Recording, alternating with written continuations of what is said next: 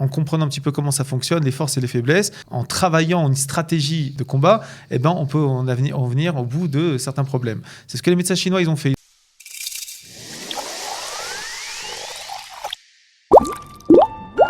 Et aujourd'hui, nous allons parler d'un thème passionnant et surtout au centre de nombreuses techniques et au centre de nombreuses disciplines, c'est la respiration. Alors ça pourrait paraître banal comme ça, mais vous savez qu'avec Hillel Wachnine, rien n'est banal. On est ravis de l'accueillir. Hillel, bonjour. Bonjour Cathy. Alors la respiration, tout le monde en parle, c'est très très à la mode. Franchement, et apparemment, grâce à ça, on pourrait atteindre beaucoup d'objectifs. C'est vrai. C'est ce qu'on dit. Ouais, c'est vrai, tout à fait. Alors, pour faire un petit parallèle, paraît-il que la Bible, c'est le livre le plus lu au monde, mais le moins bien compris au monde. J'ai envie de dire que la respiration, c'est un petit peu ça. C'est à la portée de tout le monde, mais parce que ça paraît très banal simple, et très simple. Et en vérité, peu de gens savent comment optimiser leur respiration. Et quels sont les avantages d'une bonne respiration et qu'est-ce que ça peut finalement apporter alors, c'est-à-dire que si je te suis, on ne sait pas respirer et on ne comprend pas à quoi ça sert.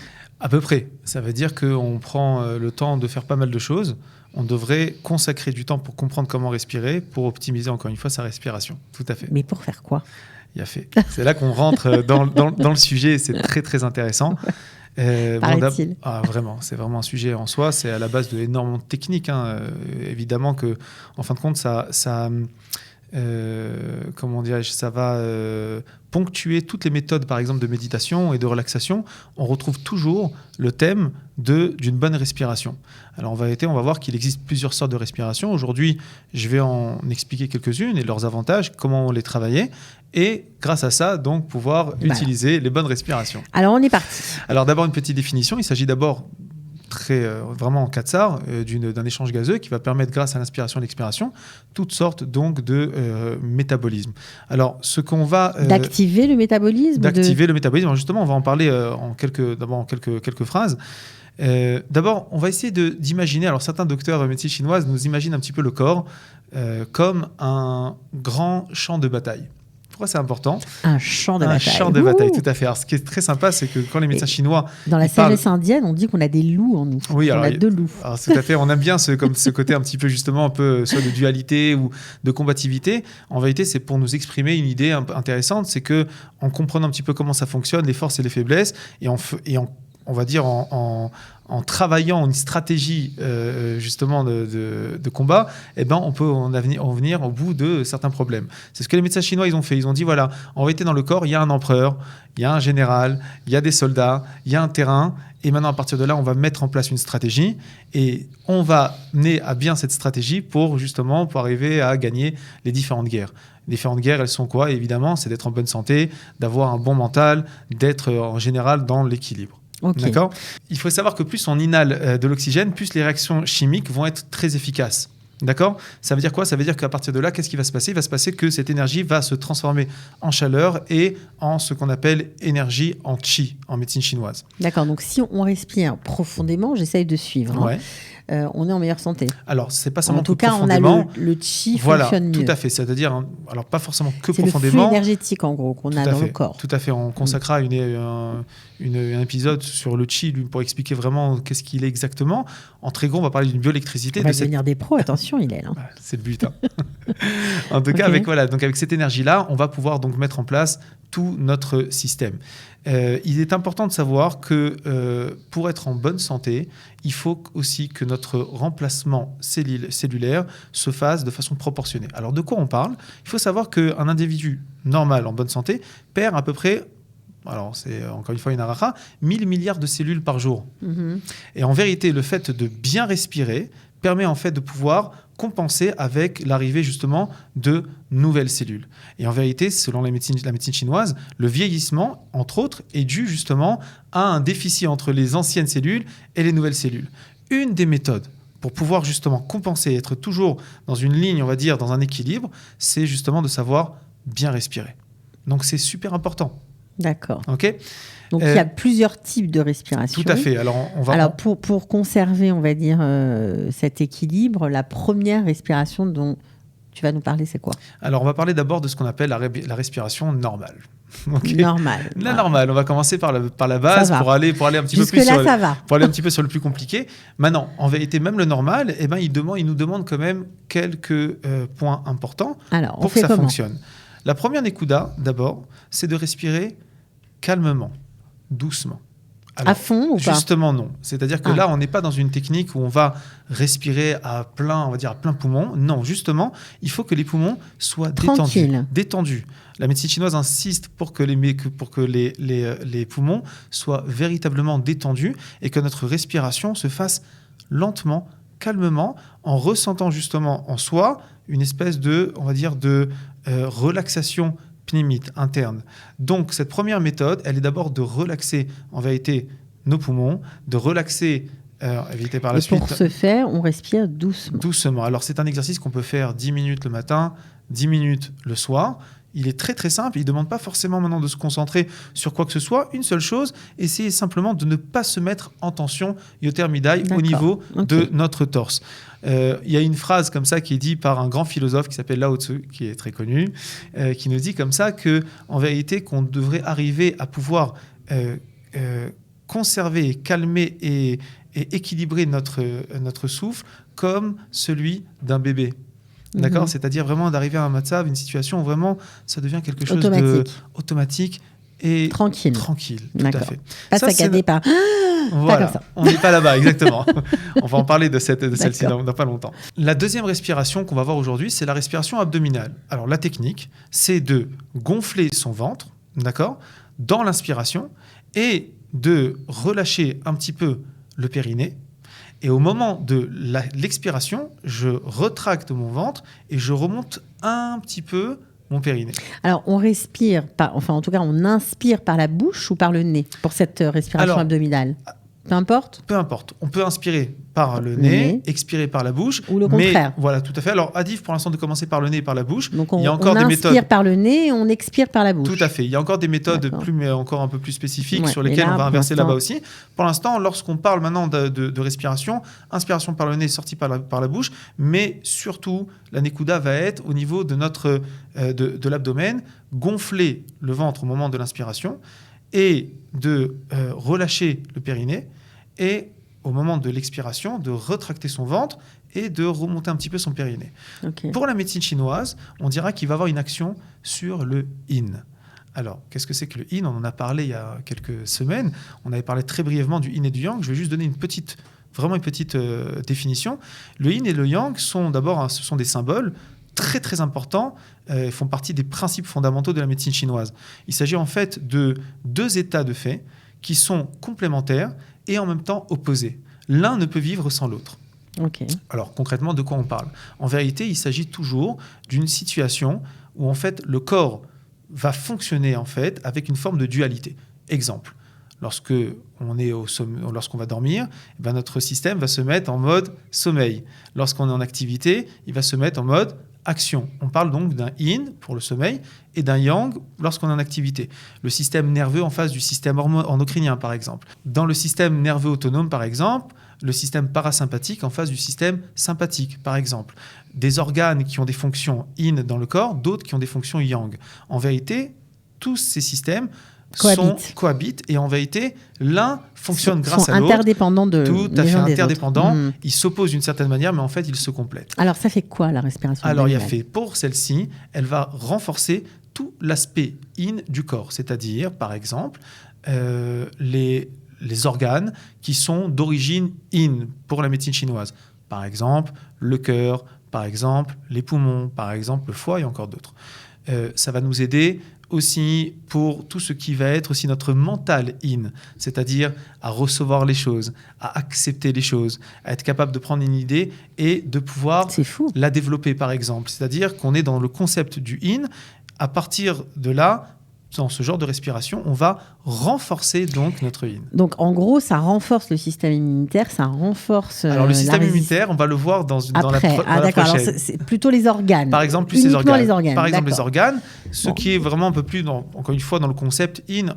il s'agit vraiment d'un concept très très large. On peut en discuter énormément, mais voilà. Et dans tout le principe, simplement en respirant. il fait partie des techniques qu'on va D'accord. utiliser pour renforcer le yin. Ok, mais en respirant normalement, comme vous l'avez indiqué, combien de fois par jour? Alors, on peut faire par exemple aussi 10 minutes le matin, 10 minutes le soir, par exemple, une petite heure C'est avant long, d'aller 10 dormir. minutes quand même. C'est long, mais en vérité, quand on commence à trouver la technique, on trouve ça très apaisant et finalement, on le fait. Et ça devient après une routine qu'on installe et ça devient assez C'est une simple. routine santé en fait. Mais complètement. En fait, on C'est prend, fou, on hein. prend le temps de manger. A priori, A priori. on espère. Avec, bon. Mais disons Les que. trucs sains, tout voilà, ça. Ouais, mais a priori, disons, oui, je veux dire qu'on sait qu'il faut manger, par exemple. On sait qu'on doit dormir, par exemple. En fait, on a oublié qu'il faut savoir respirer. La respiration, c'est aussi, d'une certaine manière, ça doit être aussi important. Le problème, c'est que quand on est dans la vie de tous les jours, on court partout, on oublie en vérité tout simplement de respirer. Bon, disons que c'est pas trop une notion occidentale, il faut le dire aussi, C'est prendre vrai. son temps, etc., être fait. dans l'équilibre. C'est Ça vrai. vient plutôt de l'Orient, mais on est ravis d'en profiter grâce à vous. Alors, une autre respiration. Alors, maintenant, on va parler de la respiration abdominale inversée. D'accord, inverse. De quoi on parle? En vérité, il s'agit donc d'une méthode qui, en fait, tout simplement par rapport à la première, elle est en respiration-expiration inversée. Ça veut dire quoi? Ça veut dire qu'en fait, au moment, cette fois-ci, de l'inspiration, qu'est-ce que je vais faire? Je vais retracter mon ventre. Et au moment de l'expiration, ce que je vais faire, je vais décontracter mon ventre. Mais c'est bien, vous allez décomplexer beaucoup de gens peut-être qui nous écoutent et qui respirent. On leur a toujours dit, toi tu respires à l'envers. Alors c'est très intéressant parce que il faut savoir que lorsque par exemple on le fait en fait très naturellement, lorsqu'on rigole par exemple, lorsqu'on pleure, en fait lorsqu'on est dans un état où on exprime une émotion, en vérité on utilise sans le savoir la méthode de respiration inversée. Par exemple, ou lorsqu'on a un gros effort à faire, par exemple on va pousser quelque chose, une armoire, ou on doit porter quelque chose de lourd, en vérité à ce moment-là on contracte et en vérité on le fait d'une manière presque naturelle. Donc, pour la médecine chinoise, on expliquera que cette technique-là de respiration permet de renforcer cette fois-ci le yang. Le yang, c'est-à-dire, encore une fois, le concept yang qu'on retrouvera dans le corps. Il va s'exprimer aussi, par exemple, cette fois-ci, sur le système immunitaire, par exemple, sur la qualité de la peau, des muscles, ce qui est plus déjà extérieur. Dans le cadre mental, notre dynamisme, être capable justement d'innover, tout ce qui est innovation, tout ce qui est d'aller de l'avant par exemple, cette force un petit peu, si on peut dire, yang, et ben à ce moment-là, grâce à cette sorte de respiration inversée, ça marche. Alors, juste comment ça fonctionne exactement? On inspire par le nez. Oui.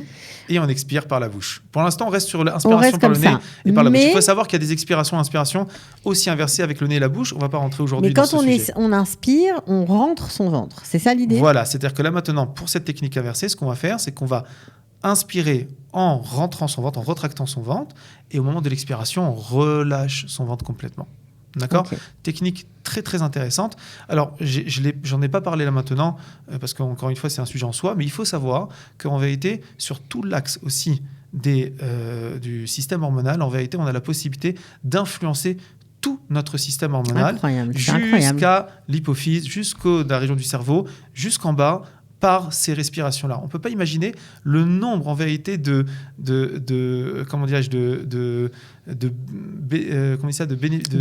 bienfaits, tout à fait, avec ces respirations.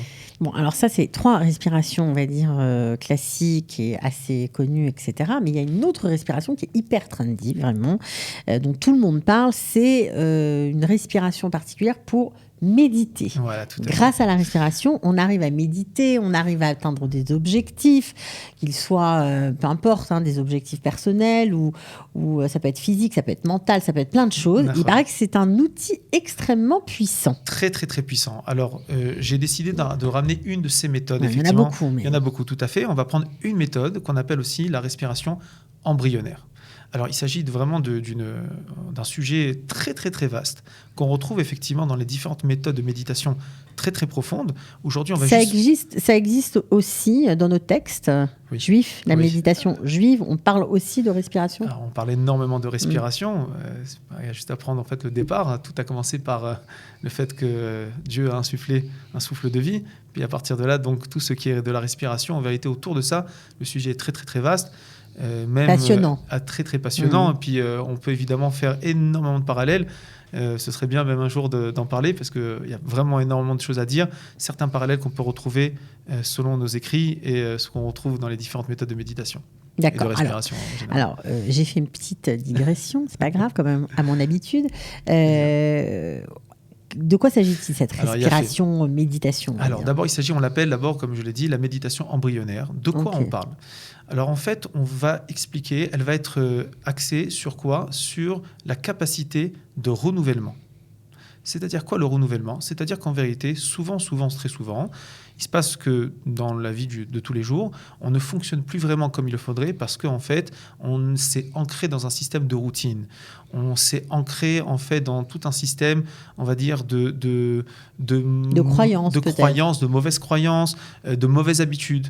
Et donc, qui n'aurait pas rêvé à certains moments de faire peut-être un espèce de petit redépart, reset exactement, on revient au début et à ce moment-là se redonner un petit peu les forces de recommencer. Le chidouche, en vérité, encore une fois, donc cette possibilité de se renouveler. Pour renouveler, il faut revenir au départ. Qu'est-ce qu'on était au départ? Un embryon. Un embryon, tout à fait. Donc la technique va être faite de cette manière. On va penser fortement, on va s'imaginer en fait soi-même comme un petit embryon au niveau de notre périnée. D'accord? En vérité, c'est là-bas qu'il est installé. Ouais. Donc on va l'imaginer en vérité là-bas. Et puis, ce qu'on va essayer de faire... Et ça marche pour les hommes et les femmes. Ça marche pour les hommes et les femmes, tout à fait. Parce que là, en vérité, on n'est pas dans le cadre d'hommes et femmes, on est dans le cadre en fait, de nous-mêmes, en tant qu'embryon, qui va grandir et qui va donc retracer, en fait, on va dire, si on peut dire, un redépart. Donc, on va se concentrer justement sur cet embryon énergétique qu'on est en train d'imaginer. On va essayer aussi de se concentrer sur notre état psychique et émotionnel. C'est-à-dire, d'abord, on commence à penser à notre embryon. Après, hop, on revient au niveau de la tête. On pense... on pense à quoi? On pense à ce qui nous dérange, à ce qui nous plaît, à quoi? On pense d'abord au renouvellement. On pense au shoresh, aux racines. C'est-à-dire, on essaie d'imaginer, voilà, je veux revenir à mes racines, je veux revenir au départ, je veux me renouveler, je veux revenir à moi, quoi. Je veux revenir à moi, tout à fait. Je veux revenir au tout départ. À partir du moment où j'ai cette pensée ici et j'ai cet embryon, ce que je fais sur la médecine chinoise, une des méthodes, c'est au moment de l'expiration. Donc ça, c'était pendant l'inspiration. Au moment de l'expiration, j'essaie de les joindre ensemble pour les ramener à mon centre, au niveau de mon abdomen. Et j'expire. Mmh. C'est une méthode qui n'est pas super simple. Elle demande évidemment de s'entraîner un petit peu. Voilà, il faut quand même la pratiquer, mais elle est simplement extraordinaire, surtout pour les gens qui ont besoin, encore une fois, de se renouveler, de se remettre un petit peu à la page, et puis comme on l'a dit tout à l'heure, des fois il y a des anciennes cicatrices, toutes sortes de choses qu'on cumule avec soi, et là qu'est-ce qu'on va faire? On va être capable de les prendre et de dire voilà, je suis une nouvelle personne. Bien fait, c'est magnifique. C'est magnifique, bon évidemment. Surtout si ça marche. Surtout si ça marche. On a dit tout à l'heure, on a fait un petit hors-piste en parlant un petit peu de nos écrits. Évidemment que la Torah nous encourage à ça. D'accord, le bon Dieu, Mechadesh Tovecholem Tamid, il est en permanence en train de renouveler. Et à partir du moment justement où on est dans ce renouvellement, en fait, on abandonne d'une certaine manière l'image qu'on était d'avant pour redevenir quelque chose de neuf, nouveau, avec de nouvelles forces. Ok, voilà. Magnifique. Je crois qu'on a fini pour aujourd'hui, mais c'était vraiment passionnant, très intéressant. Donc, pas de remède de grand-mère ni de plantes, mais en tout cas, on a appris à respirer selon différentes méthodes. Merci beaucoup. Avec grand plaisir. On n'a pas parlé de la respiration saccadée, ça fera peut-être l'objet d'une autre émission. Ok, merci beaucoup en tout cas. Avec grand plaisir. À bientôt, ciao.